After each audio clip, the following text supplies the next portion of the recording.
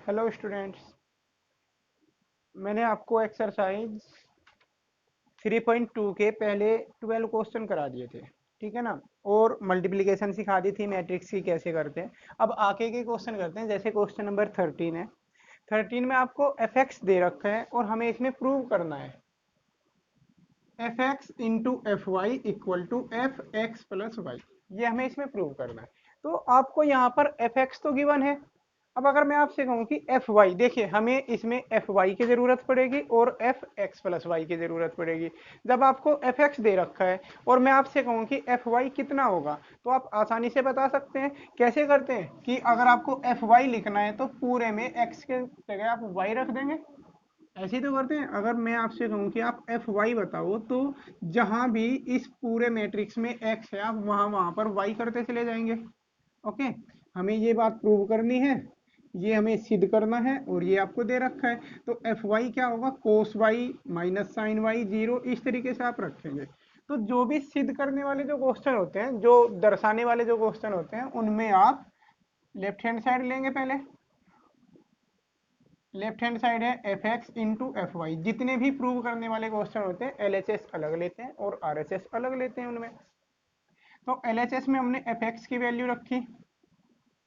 F x की value ये है हमारे पास।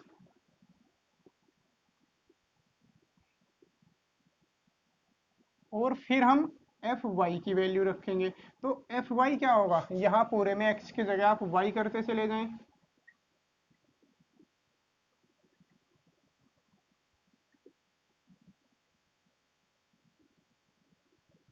ऐसा करने के बाद अब आपको इन दोनों मैट्रिक्स की मल्टीप्लाई करानी है। मतलब मैं आपको अवयव की मल्टीप्लीकेशन सिखा चुका हूँ कि दो अवयव को हम गुणनफल कैसे करते हैं, दोनों का कैसे करेंगे। आप रो की मल्टीप्लाई कॉलम वाइज होगी, वो आपको अच्छी तरह आ गया है। कोस एक्स की कोस वाई में करेंगे तो cos x into cos y. फिर माइनस साइन एक्स की साइन वाई में करेंगे तो minus sine x sine y. और जीरो की जीरो में करेंगे तो जीरो ही रह जाएगा, तो प्लस जीरो लिखने की जरूरत तो कुछ है नहीं एक्स्ट्रा। फिर ऐसे ही पहली रो दूसरा कॉलम आप लेंगे, यहां से मिलेगा आपको minus cos x sine y और minus sine x cos y. और जीरो की जीरो में करेंगे जीरो हो जाएगा। इसी तरीके से ये एलिमेंट जीरो मिल जाएगा आपको। पूरा एलिमेंट जीरो हो जाएगा, क्योंकि कोस एक्स की जीरो में कराओगे जीरो, साइन एक्स की जीरो में कराओगे जीरो, और जीरो की वन में मल्टीप्लाई कराओगे जीरो मिल जाएगा। ऐसे ही अब दूसरी रो पर आ जाइए। अब दूसरी रो है sign x cos x zero, और यहाँ से पहला कॉलम लेंगे आप, तो ये मिलेगा आपको साइन एक्स कोस वाई। और कोस एक्स की साइन वाई में कराएंगे तो plus cos x sine y. और जीरो की जीरो में कराएंगे जीरो हो जाएगा, उसे लिखने की जरूरत नहीं है। फिर आप इस पर और इस पर आएंगे तो minus sine x sine y and plus cos x cos y. और ये एलिमेंट होगा आपका जीरो। इसी तरीके से जब मल्टीप्लाई कराएंगे तो ये एलिमेंट जीरो जीरो और वन मिलेंगे। तो दोनों मैट्रिक्स की हमने मल्टीप्लाई करा ली और हमको ये मिल गया। अब मैंने आपको एक दिन पहले भी कहा था एक वीडियो में कि 12th की हर एक एक्सरसाइज में ट्रिग्नोमेट्री का यूज तो जरूर होगा। तो आपको ट्रिग्नोमेट्री बिल्कुल मजबूत तैयार होनी चाहिए, उसके फॉर्मूले वगैरह। तो जैसा कि आप देख सकते हैं बोर्ड पर ये फॉर्मूले बने हुए हैं, जैसे cos x cos y minus sine x sine y. तो याद करिए, इस टाइप का एक फॉर्मूला होता है ट्रिग्नोमेट्री में। और ये फॉर्मूला होगा cos x cos y minus sine x sine y होता है कोस एक्स प्लस वाई का। इसी तरीके से इसे रीड करके देखते हैं। इसमें दोनों टर्म नेगेटिव है, अगर आप माइनस कॉमन ले लें और माइनस कॉमन लेने के बाद फिर रीड करें तो दोनों पॉजिटिव हो जाएंगी। रीड करके देखते हैं, cos x sine y plus sine x cos y. तो ये होगा साइन एक्स प्लस वाई का। तो माइनस बाहर कॉमन और फॉर्मूला बनाइए साइन एक्स प्लस वाई का। ओके।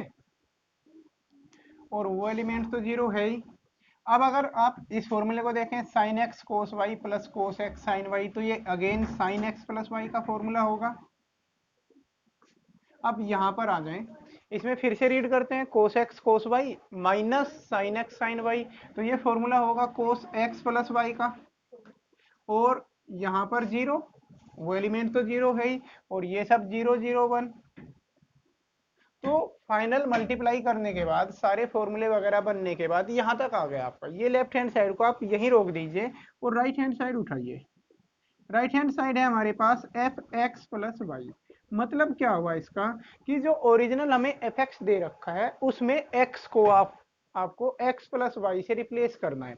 मतलब पूरे क्वेश्चन में x की जगह x प्लस वाई रखेंगे आप।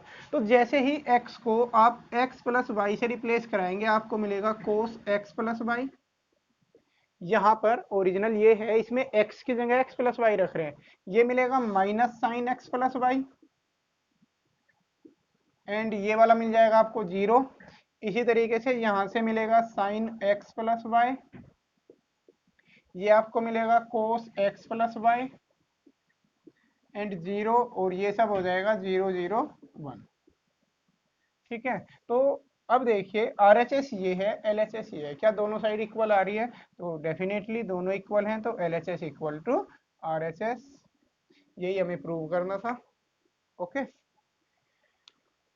14 15 आपने कर लिए थे, लेकिन बस एक बात आप समझ लीजिए, जैसे ये 15 16 17, ये तीन क्वेश्चन है 15 16 17, इनमें एक टर्म ए स्क्वायर या ए क्यूब यूज हुई है। वैसे तो कुछ बच्चों ने कर लिया जिन्होंने मुझे सॉल्यूशन भेजा था, फिर भी मैं एक बार बता दूं क्या हुआ है। एक्चुअली क्या करते हैं बच्चे कि ए स्क्वायर का मतलब मान लेते हैं कि जो ए दे रखी है उस पूरे का स्क्वायर, एक करके देखते हैं।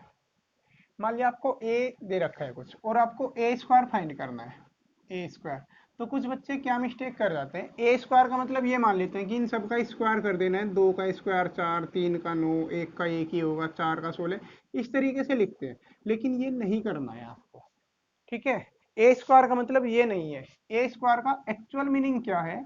ए स्क्वायर का मतलब है ए मल्टीप्लाई ए। मतलब आप ए मैट्रिक्स को ही 2 बार लिखेंगे और दोनों की मल्टीप्लाई कराएंगे, जो बेसिक मल्टीप्लाई का जो मेथड है, दोनों की आप मल्टीप्लाई कराएंगे। मल्टीप्लाई करा के एक मैट्रिक्स मिलेगी आपको, वो मैट्रिक्स ए स्क्वायर होगी। तो ए स्क्वायर मिल जाएगा आपको।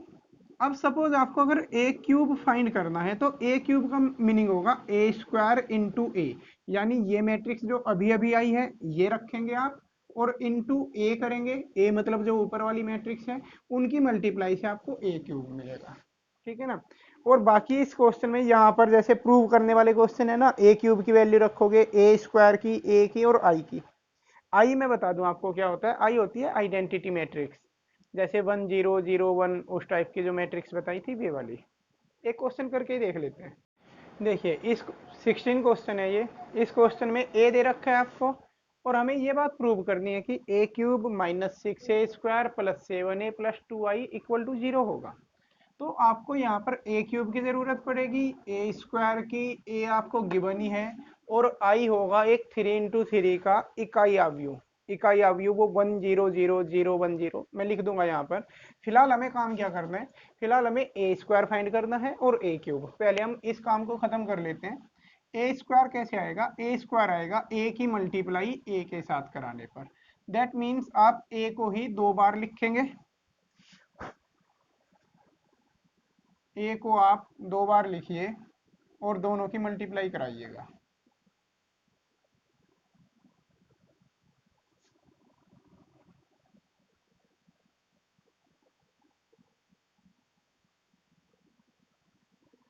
अब दो मैट्रिक्स की मल्टीप्लाई करानी आपको आ गई होगी, आप दोनों की मल्टीप्लाई करा के लिख देंगे।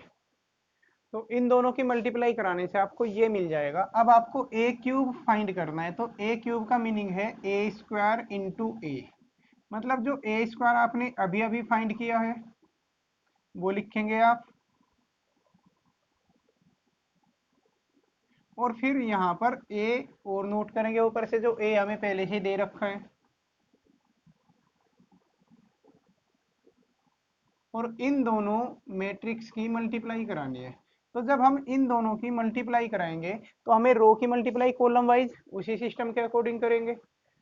तो इस तरीके से मल्टीप्लाई करने के बाद आपको ए क्यूब और ए स्क्वायर दोनों मिले। तो अब जो हमें प्रूव करना था हम उसे लेके चलते हैं। हमें ये दर्शाना था कि a cube minus 6 a square plus 7 a plus 2 आई और इक्वल टू में 0 लाना था। तो पहले इन सब की वैल्यू हम पुट करते हैं। ए क्यूब ये लिखा हुआ है, जितना भी ये आया आप ये लिख देंगे, पूरा का पूरा आप नोट कर दीजिए।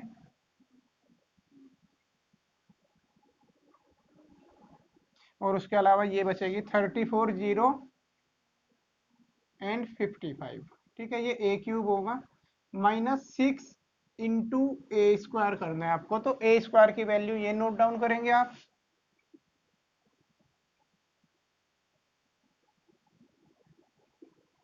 एंड 8013 प्लस आपको लेना है 7a। तो 7 इंटू ए वो दे रखा है आपको ओरिजिनली, वो लिखेंगे। और लॉन्ग होते हैं ये क्वेश्चन काफी, और कम चांसेज होते हैं आने के, बहुत ज़्यादा इंपॉर्टेंट नहीं कह सकते क्योंकि बड़ा पड़ जाता है क्वेश्चन, टाइम कंज्यूमिंग होते हैं, टाइम लग जाता है क्वेश्चन में, इसलिए बहुत ज़्यादा इंपॉर्टेंट नहीं है। +2i। अब समझिए आई को हम कैसे लिखेंगे। आई क्या है, आई यहाँ पर इकाई मैट्रिक्स है जिसे आइडेंटिटी मैट्रिक्स बोलते हैं। और 3 × 3 का आइडेंटिटी मैट्रिक्स कुछ इस तरीके से होता है, एक इकाई आव्यूह होगा ये वाला। ओके, अब आपको इसे सिंप्लीफाई करना है, तो कैसे आप करेंगे।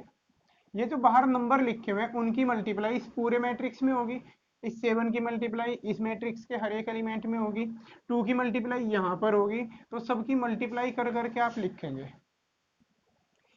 क्या किया आपने, ये मैट्रिक्स ऐसे नोट कर लिया, 6 की मल्टीप्लाई कराने के बाद ये पूरा आपने नोट कर लिया, फिर 7 की मल्टीप्लाई कराने के बाद आपने इसे नोट कर लिया, 7 के अंदर हर एक एलिमेंट में कराएंगे। उसके बाद 2 की हर एक एलिमेंट में कराई, ये हमने नोट कर लिया। इतना काम आपने किया। अब इनको खाली प्लस माइनस करना है। देखिए ये 21 है, प्लस वाली ये 3 है, और इसे माइनस करना है। 21 + 7 + 2 कितना हो गया, 30 हो जाएगा। 30 और -30 करेंगे तो 0 मिलेगा आपको। ठीक है, फिर से समझ लीजिए, ये मैट्रिक्स, ये वाली और ये तीनों प्लस हैं, इनको जोड़ना है और इसे घटाना है इनमें से। तो अगर हम पहले एलिमेंट को चेक करें, 21 और 7 28 हुए, 28 और 2 कितने हो जाएंगे, 28 और 2 होंगे 30, और 30 को ही माइनस करेंगे तो 0 मिलेगा। इसी तरीके से ये सेकंड एलिमेंट तो सब में ही 0 है, 0 हो जाएगा। थर्ड वाले की हम बात करें, 34 है, और +14 और +0, 34 + 14 होगा 48, 0 करने पर 48 ही रहेगा, और -48 करेंगे तो 0 मिल जाएगा। इस तरीके से सारी कैलकुलेशन करने के बाद हर एक एलिमेंट आपका 0 आ जाएगा। और 0 आने का मतलब है एक जीरो मैट्रिक्स के इक्वल, ये प्रूव हो गया, इसे 0 से ही रिप्रेजेंट करते हैं। तो यहाँ से साबित हुआ कि ये वाली चीजें सब 0 के इक्वल आएंगी। इस तरीके से इन्हें करना है क्वेश्चन को। ठीक है, 17 आप एक बार ट्राई करेंगे, हो सकता है आप कर ले, अगर नहीं हुआ तो कल मेरे साथ डिस्कस करेंगे। इसमें मेन क्वेश्चन 13 और 18 है। इस एक्सरसाइज की अगर मैं बात करूं तो 13वां और 18वां बहुत इंपॉर्टेंट क्वेश्चन है। 19 और 20 आपको करने नहीं है। फिर से सुनिए, 19 और 20 नहीं करने हैं आपको। तो से 13 मैंने बता दिया, 18 सुनिए अब। 18 क्वेश्चन ये वास्तव में बहुत अच्छा क्वेश्चन है। हमें ये सिद्ध करना है, और ए ये दे रखा है, और आई एक तत्समक आव्यूह है। तत्समक मतलब आइडेंटिटी। ठीक है ना। तो सबसे पहले अगर मैं लेफ्ट हैंड साइड की बात करूं, तो लेफ्ट हैंड साइड में दे रखा है आपको i + a। जो भी सिद्ध करने वाले क्वेश्चन होते हैं उनमें LHS और RHS को अलग अलग लिया जाता है। तो LHS है यहाँ पर i + a। आई, अच्छा एक बात ध्यान रखना, जो आइडेंटिटी होता है वो या तो 2 × 2 ऑर्डर का होगा, या तो उसकी कोटि 2 × 2 होगी, या उसकी कोटि 3 × 3 होगी। तो हमें पता कैसे चलेगा कि कौन सी कोटि का हमें लेना है। तो उसको आप यहाँ से निर्धारित करेंगे। ए की कोटि कितनी है, इसमें 2 रो हैं और 2 कॉलम है, तो इस ए की कोटि 2 × 2 है, इसलिए आइडेंटिटी भी आप 2 × 2 कोटि का ही लेंगे। ठीक है ना। वैसे भी इसमें क्वेश्चन में शायद लिख रखा है उसने कि एक 2 लिखा हुआ है, कोटि 2 का एक तत्समक आव्यूह है। अगर नहीं भी लिखा होता तब भी हम 2 × 2 का ही लेते। ओके, तो 2 × 2 का ये होता है 1001, और प्लस ए आपको ये दे रखा है 0 -tan α/2, tan α/2 एंड 0। तो जैसे ही आप इन दोनों मैट्रिक्स को ऐड करेंगे, ऐड करने के बाद 1 + 0 मतलब 1 मिलेगा आपको। 0 और -tan α/2 को ऐड करेंगे तो -tan α/2 मिलेगा। 0 में tan α/2 को ऐड करोगे तो tan α/2, एंड 1 में 0 को ऐड करेंगे तो 1। तो इस तरीके से LHS आपकी ये आ जाती है, इसे यहीं रोक दीजिए और RHS को उठाइए। जो RHS दे रखी है उसे भी हम अब सिंप्लीफाई करेंगे। तो ये RHS दे रखी है, सिंप्लीफाई करने का मतलब है इसका कि आपको यहाँ I और A वगैरह इन सब की वैल्यू रखनी है, फिर जिनकी मल्टीप्लाई होनी होगी उनकी मल्टीप्लाई करेंगे। तो पहले I की अगर वैल्यू रखें तो I ये होती है माइनस ए आपको ऊपर दे रखा है 0 minus tan alpha by to, tan alpha by two and 0। ये i माइनस ए है, इसे आप अलग ब्रैकेट में रखेंगे और इनकी जो सब्ट्रैक्शन आएगा, जो घटाने के बाद आएगा, उस मैट्रिक्स की मल्टीप्लाई करनी है इसमें कोस alpha minus sine alpha and cos alpha में। मतलब आपको दोनों मैट्रिक्स के ये इन दोनों को पहले घटाएंगे, घटाने के बाद एक मैट्रिक्स आएगी, उसकी मल्टीप्लाई इसमें करनी है। तो इन्हें घटाने के बाद 1 में से 0 घटाया 1 मिलेगा, 0 में से इसे आप घटाएंगे तो माइनस माइनस मिलकर प्लस हो जाएगा, plus tan alpha by to. 0 में से इसे घटाएंगे minus tan alpha by two and 1 में से 0 घटाएंगे 1। तो ये मैट्रिक्स इसमें से इसे घटाने के बाद आई, इसमें मल्टीप्लाई होनी है उसकी cos alpha minus sine alpha and cos alpha, इन दोनों की मल्टीप्लाई करानी है। अब आप इनकी मल्टीप्लाई कराएंगे तो मल्टीप्लाई का रूल वही है, रो की कॉलम वाइज होगी। 1 की कोस एल्फा में कराएंगे कोस एल्फा ही रहेगा, plus tan alpha by two की साइन एल्फा में कराएंगे तो tan alpha by two into sine alpha होगा। ठीक है ना। अब पहली रो और दूसरा कॉलम ले लें आप, 1 की साइन एल्फा में कराई तो ये हो जाएगा आपका माइनस साइन एल्फा में कराई तो माइनस साइन एल्फा, और टेन एल्फा बाई टू की कोस एल्फा में कराएंगे तो plus tan alpha by two into cos alpha होगी। सही है। अब कॉलम तो खत्म हो गए, फिर नेक्स्ट रो पर आप आ जाइए। Minus tan alpha by two है और 1 यहाँ पर कोस एल्फा और साइन एल्फा, तो minus tan alpha by two की कोस एल्फा में कराएंगे minus tan alpha by two into cos alpha, और प्लस 1 की साइन एल्फा में कराएंगे तो साइन एल्फा रहेगा। फिर ये रो और ये कॉलम लेंगे, minus tan alpha by two की माइनस साइन एल्फा में कराएंगे तो sine alpha into tan alpha by two होगा, और प्लस 1 की कोस एल्फा में कराएंगे तो कोस एल्फा रहेगा। ठीक है। इतना तो ज्यादातर बच्चे कर भी लेते हैं, जो अपने आप जो ट्राई करते हैं इस क्वेश्चन को, यहाँ तक शायद उनका हो जाता है, और शायद एक दो में आपका भी किसी न किसी का हो गया होगा यहाँ तक। प्रॉब्लम इसके बाद है इस क्वेश्चन में, इसके बाद देखिए हम क्या करने वाले हैं। ट्रिग्नोमेट्री के बारे में ये बोला जाता है कि जब भी उसमें कुछ आपको आगे सिंप्लीफाई करने के लिए कुछ ना मिल रहा हो, कि आप आगे उसे और सरल नहीं कर पा रहे हैं, तो जो भी कुछ वैल्यूज होती हैं टेन कोट वगैरह, उन सबको साइन कोस में कन्वर्ट कर लो, सबके साइन कोस वाले फॉर्मूले लिखो। तो यहाँ जो टेन एल्फा बाई टू है उसे हम लिखेंगे sign alpha by two upon cos alpha by to. जितने भी ये टेन एल्फा बाई टू दिखाई दे रहे हैं, इन सब की जगह sign alpha by two upon cos alpha by to लिख दीजिए। सारे टेन एल्फा बाई टू की जगह sign alpha by two upon cos alpha by two. तो पहले आपने सबको कन्वर्ट कर लिया, sign alpha by two upon cos alpha by to, जितने भी टेन एल्फा बाई टू थे सबकी जगह ये लिखा। अब क्या होगा, यहाँ पर सब जगह ऐसे फ्रैक्शन आ गई, ध्यान से समझिएगा। देखिए चार एलिमेंट दिखाई दे रहे हैं, एक ये है कोस alpha plus sign alpha by two upon cos alpha by two into sine alpha. अब जहां पर अपॉन में कुछ नहीं है वहां 1 मानकर आप एलसीएम लेंगे, एलसीएम आएगा कोस एल्फा बाई टू। ध्यान से समझिएगा इस टर्म को, यहाँ पर LCM cos alpha by to आएगा। जब cos alpha by two LCM लेंगे तो इधर बनेगा कोस alpha into cos alpha by to, और प्लस वहां पर रहेगा sign alpha into sine alpha by to. ठीक है। वैसे बोर्ड पर स्पेस कम लग रहा है मुझे, तो मैं इस साइड थोड़ा सा रफ कर देता हूँ, यहाँ पर मैं थोड़ा मिटा देता हूँ। यहाँ पर आप चाहें तो स्क्रीनशॉट ले सकते हैं, या फिर वीडियो को रोक के एक बार इतना नोट कर लें। ठीक है ना, मैं यहाँ मिटा देता हूँ। लेफ्ट हैंड साइड ये है हमारी, और मैं इसको पूरे को साफ कर देता हूँ क्योंकि वहां पर स्पेस कम है। तो होगा क्या, कोस एल्फा बाई टू आप एलसीएम लेंगे, cos alpha by two LCM लिया। जब cos alpha by two LCM आ जाएगा, इधर multiply cos alpha by two की होगी इसमें, तो cos alpha into cos alpha by two and plus यहाँ साइन एल्फा की इसमें मल्टीप्लाई होगी तो sine alpha into sine alpha by two. ये एक टर्म बन गया इसकी, मतलब एक एलिमेंट ये बन गया। ऐसे ही दूसरे एलिमेंट में फिर से cos alpha by two LCM आएगा, cos alpha by two LCM लेंगे, इधर मल्टीप्लाई कराएंगे उसकी, माइनस साइन अल्फा पहले से ही रखा हुआ है into cos alpha by two होगा, and plus cos alpha into sine alpha by two होगा। ठीक है ना। इसी तरीके से यहाँ भी एलसीएम आएगा कोस अल्फा बाई टू, जो ये वाला जो एलिमेंट है, यहाँ दोनों में देखिए कोस अल्फा बाई टू एलसीएम दिखाई दे रहा होगा आपको। ऊपर मल्टीप्लाई होगी minus sine alpha by to, बहुत ध्यान से देखते रहिएगा आप, इसमें बहुत महीन काम है सारा, plus sine alpha into cos alpha by two, ये हो जाएगा। फिर यहाँ भी एलसीएम आप कोस अल्फा बाई टू लेंगे, कोस अल्फा बाई टू इस टर्म में, ये जो इतनी दिखाई दे रहे हैं ना आपको इस वाली में, इसमें कोस अल्फा बाई टू एलसीएम लिया हमने, तो यहाँ बनेगा sine alpha by two and plus cos alpha by to. चलिए इतना काम हमने कर लिया।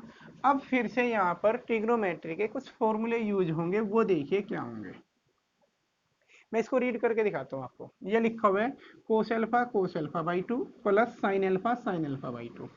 अब अल्फा की जगह x और अल्फा बाई टू की जगह y रीड करते हैं, एक बार ध्यान से सुनिएगा। अल्फा की जगह x और अल्फा बाई टू की जगह y, क्या बनेगा, cos x cos y plus sine x sine y। Formula होता है ये कोस x माइनस y का, तो ये हो जाएगा कोस alpha minus alpha by to का। ठीक है ना, कोस में उल्टा होता है, बीच में प्लस आ रहा है तो माइनस वाला होता है वो फॉर्मूला। इसी तरीके से वहां पर आ जाइए, प्लस वाली टर्म को पहले पढ़ते हैं हम, sine x cos y minus, देखिए sine x cos y minus cos x sine y. मेरे साथ चलिए फिर से, अल्फा बाई टू को मैं x रीड कर रहा हूं और अल्फा को y। अब ध्यान से सुनिएगा, अल्फा बाई टू को x और अल्फा को y फिर से रीड करते हैं, sine x cos y minus cos x sine y. तो फॉर्मूला बनेगा साइन एक्स माइनस वाई का, दैट मीन्स फॉर्मूला बनेगा sine alpha by two minus alpha का। ओके, फिर अच्छा अपोन में यहाँ कोस अल्फा बाई टू बचा हुआ था, यहाँ भी अपोन में कोस अल्फा बाई टू। अब इस पर आ जाइए, इस वाले अवयव की अगर हम बात करें, यहाँ फिर से रीड करते हैं sine x cos y minus cos x sine y. इस बार मैं x रीड कर रहा हूँ अल्फा को और y रीड कर रहा हूँ मैं अल्फा बाई टू को। ठीक है ना, तो sine x cos y minus cos x sine y, तो ये साइन एक्स माइनस वाई का होगा, दैट मीन्स ये होगा sine alpha minus alpha by to का, और अपॉन इसके भी कोस अल्फा बाई टू था। और सेम यहाँ पर, यहाँ फिर से cos x cos y plus sine x sine y, तो ये भी कोस एक्स माइनस वाई का, that means cos alpha minus alpha by two upon cos alpha by two. अब आपको इसे बस सिंप्लीफाई करके लिख देना है। देखिए अल्फा में से अल्फा बाई टू हटाएंगे, अल्फा बाई टू बचेगा, तो ये बचा कोस alpha by two upon cos alpha by to. यहाँ अल्फा बाई टू में से अल्फा करेंगे माइनस, तो माइनस अल्फा बाई टू बचेगा। ध्यान दीजिएगा यहाँ पर माइनस अल्फा बाई टू बचेगा, और हम जानते हैं साइन के अंदर अगर नेगेटिव आया तो वो बाहर ले लेते हैं हम। आप ये जानते होंगे कि sine minus x equal to होता है माइनस साइन एक्स, पता है ना ये बात आपको, 11th की है ये सारी चीजें। तो हम कुछ इसी का यूज करेंगे, sine minus alpha by two बचा, वो माइनस बाहर आ जाएगा, तो ये होगा minus sine alpha by two upon cos alpha by two. फिर आप इस पर आइए, alpha minus alpha by two, तो अल्फा बाई टू बचेगा, तो ये आ जाएगा sine alpha by two upon cos alpha by two. इस पर आ जाइएगा, इस पर cos alpha minus alpha by two है, तो वो कोस अल्फा बाई टू हो जाएगा, एंड अपॉन में आएगा आपका कोस अल्फा बाई टू। अब इसे और सिंप्लीफाई अगर हम करें, कोस alpha by two upon cos alpha by to 1 हो जाएगा, यहाँ पर minus sine alpha by two upon cos alpha by to tan alpha by to हो जाएगा, फिर साइन अपॉन कोस ये भी टेन अल्फा बाई टू हो जाएगा, और ये कोस alpha by two upon cos alpha by to 1 हो जाएगा। तो ये राइट हैंड साइड आई आपकी, लेफ्ट हैंड साइड ये रोक रखी थी हमने। अब दोनों को कंपैरिजन कराइए, लेफ्ट हैंड साइड और राइट हैंड साइड दोनों इक्वल आई हैं कि नहीं। तो दोनों साइड आप देख सकते हैं दोनों इक्वल आई हैं, बस यही हमें सिद्ध करना था। ठीक है ना। तो काफी कॉम्प्लिकेटेड सा क्वेश्चन था। आप इसे एक बार वीडियो रोक के वापस जाके पूरा एक बार रिपीट कर लीजिए क्वेश्चन को, तो आपको अच्छे से समझ में आ जाएगा। ठीक है ना। और ये जो क्वेश्चन नंबर 19 और 20 है ना, ये वर्ड प्रॉब्लम्स अब नहीं आती, पहले आती थी अब लेकिन सिलेबस से ये हट चुकी हैं, तो इन्हें रहने दीजिए। आप क्वेश्चन नंबर 21 और 22 देखते हैं। और बल्कि मैं ये कहूँगा कि 21 और 22 में भी थोड़ा टाइम लगेगा, वीडियो की लेंथ ज़्यादा हो जाएगी, इसके लिए नेक्स्ट वीडियो बना लेंगे। ठीक है ना। काफ़ी अच्छा कंसेप्ट है एक्चुअली इनमें दोनों क्वेश्चन में, तो इन्हें मैं एक सेपरेट सेपरेट वीडियो में डिस्कस कर लूँगा। अभी आप इसमें इतना ही रखें।